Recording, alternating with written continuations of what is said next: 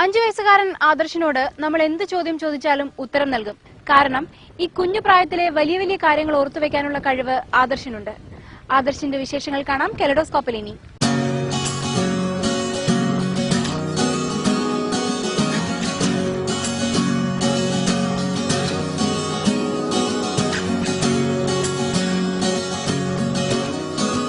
Kaleidoscope was kalos, meaning beautiful.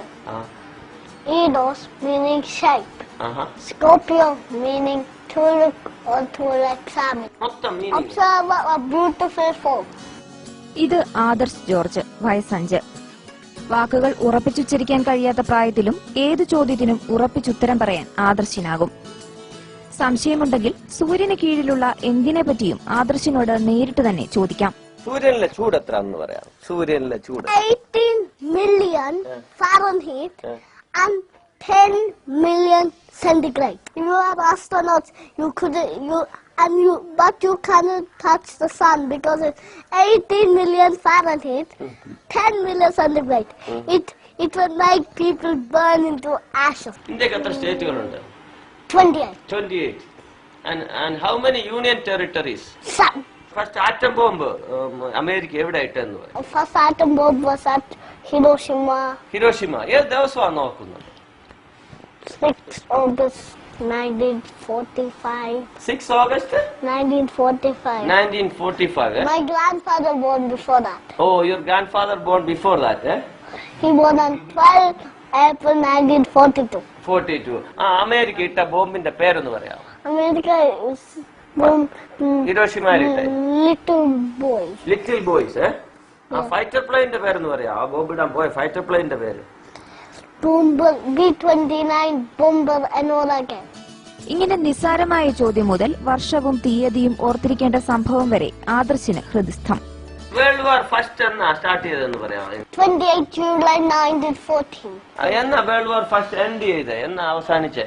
November 11, 1918 at 11 o'clock. ഓ, എത്ര പേര് മരിച്ചു? അപ്രോക്സിമേറ്റ്ലി എത്ര പേര് മരിച്ചു വേൾഡ് വാർ ഫസ്റ്റിൽ? 16 to 20 million. 16 to 20 million. World war second എന്നാ സ്റ്റാർട്ട് ചെയ്തേ? World War II started at 1 September 1939. എന്നാ വേൾഡ് വാർ സെക്കൻഡ് അവസാനിച്ചേ? 2 September 1945. ഓക്കെ. എത്ര? 6 years and 1 day. ഓ, അത് 6 years and 1 day ഉണ്ടായിരുന്നല്ലേ? ആ സെക്കൻഡ് വേൾഡ് വാറിൽ എത്ര പേരാ മരിച്ചേ? Second World War 50. It was a worse war. Worst war, eh? Because of 50 million to 70 million died. ആദർശിന് 2.5 വയസ്സ് പ്രായമുള്ള സമയം.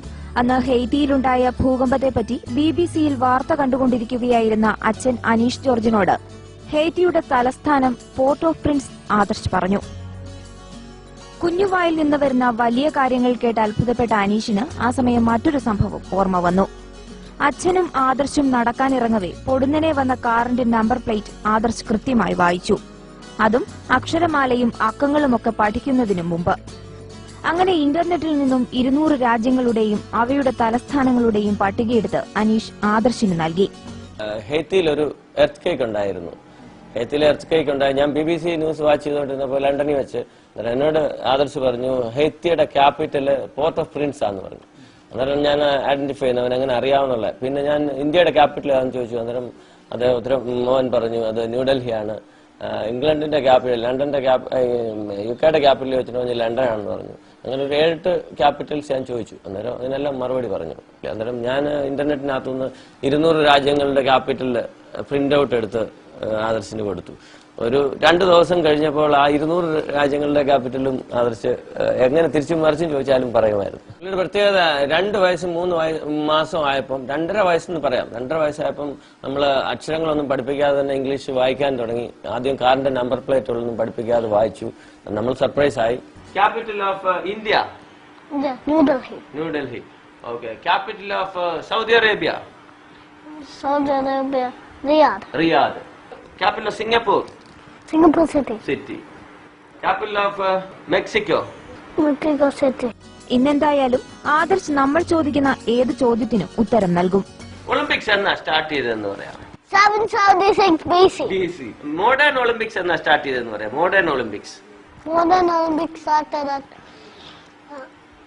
at 1896. 1896. എവിടെയായിരുന്നു അത്? എവിടെയായിരുന്നു അത്? Athens.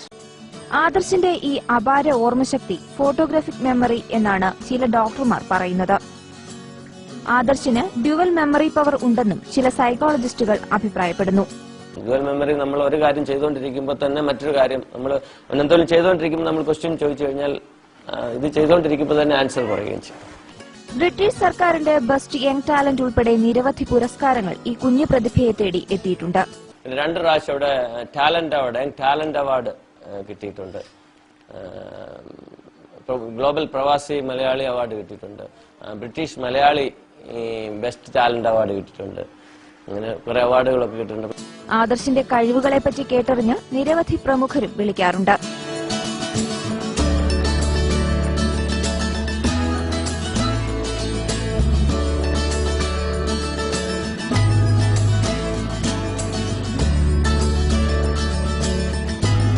ബ്രിട്ടനിൽ ഡേവിഡ് കാമറൂൺ പ്രതിപക്ഷ നേതാവായിരിക്കുമ്പോഴാണ് ആദർശിനെ അഭിനന്ദിച്ചുകൊണ്ട് കത്തയക്കുന്നത്. പിന്നീട് പ്രധാനമന്ത്രിയായപ്പോൾ നേരിട്ട് കാണാനുള്ള അവസരമുണ്ടായി. ഇന്ത്യയുടെ മുൻ രാഷ്ട്രപതി അബ്ദുൽ കലാമും ശശി തരൂരും ആദർശിനെ ഫോണിൽ വിളിച്ച് അഭിനന്ദിച്ചിട്ടുണ്ട്. ഫേമസ് ആയിട്ടുള്ള ആൾക്കാരെല്ലാം നേരിട്ട് കണ്ടിട്ടുണ്ട്. പ്രിൻസ് വില്യംസ് അവിടെ രാജകുമാരന് അഭിനന്ദന കത്തയച്ചിട്ടുണ്ട്. അദ്ദേഹത്തെ ക്ഷണിച്ചിട്ടുണ്ട്. അദ്ദേഹത്തിന് വിവാഹത്തിന് ലെറ്റർ അയച്ചിരുന്നു. പിന്നെ ക്വീൻ എലിസബത്തിന്റെ ഡയമണ്ട് ജൂബിലിക്ക് വേണ്ടിയിട്ട് അദ്ദേഹത്തിന് ഒരു റോയൽ ഇൻവിറ്റേഷൻ ഉണ്ടായിരുന്നു. ഒരു അപ്രീസിയേഷൻ അയച്ചിരുന്നു. പിന്നെ ആദർശ് 3 വയസ്സുള്ളപ്പം അന്ന് ഡേവിഡ് കാമറൂൺ പ്രൈം മിനിസ്റ്റർ അല്ലായിരുന്നു. പുള്ളി ഒപ്പോസിഷൻ ലീഡർ ആയിരുന്ന സമയത്ത് ഡേവിഡ് കാമറൂൺ ഒരു അപ്രീസിയേഷൻ ലെറ്റർ അയച്ചിരുന്നു. അത് കഴിഞ്ഞ് ഡേവിഡ് കാമറൂൺ പ്രൈം മിനിസ്റ്റർ ആയി കഴിഞ്ഞതിന് ശേഷം ഡേവിഡ് കാമറൂൺ 2 പ്രാവശ്യം ആദർശിനെ കോൺടാക്ട് ചെയ്യുന്നു. സെപ്റ്റംബറിൽ നേരിട്ട് കാണാൻ അവസരം ഉണ്ടാക്കിയിട്ടുണ്ട്. ഒരു ശാസ്ത്രജ്ഞനാകാനാണ് ആദർശിന്റെ ആഗ്രഹം. ഇന്ധനമില്ലാതെ ഓടുന്ന കാർ കണ്ടുപിടിക്കുക ഈ കൊച്ചുമിടുക്കന്റെ വലിയ സ്വപ്നവും. ആദർശന് എന്താവണമെന്നാണ് ആഗ്രഹം? Scientist. എന്ത് scientist? Who invent the car running with water. ഇവന്റെ കാർ വെള്ളം കൊണ്ട് ഓടിക്കുന്ന car I like to invent the car running with water, and I want to buy a car running with water. ചെറുപ്രായത്തിലെ ധാരാളം പുസ്തകങ്ങൾ വായിക്കുന്ന ആദർശിന് 12 ഭാഷകളിൽ എണ്ണാനറിയാം. 3 ഭാഷകളിൽ നന്നായി സംസാരിക്കാനും. ട്വിറ്ററിലും ഫേസ്ബുക്കിലും ഓർക്കുട്ടിലുമൊക്കെ ആദർശ് സജീവമാണ്. 9 വർഷമായി ഇംഗ്ലണ്ടിൽ സ്ഥിരതാമസക്കാരായ പത്തനംതിട്ട മല്ലപ്പള്ളി ചക്കാലമുറിയിൽ അനീഷ് ജോർജിന്റെയും മഞ്ജുവിന്റെയും ഏക മകനാണ് ആദർശ്. ജനിച്ചത് ഇംഗ്ലണ്ടിലാണെങ്കിലും ഇന്ത്യയാണ് ഏറ്റവും ഇഷ്ടമുള്ള രാജ്യം. കാണാനാഗ്രഹിക്കുന്ന ആൾ Pranab മുഖർജിയും. To whom you want to meet first in big personalities? Pranab Mukherjee. He's a big personality. He's a president of India.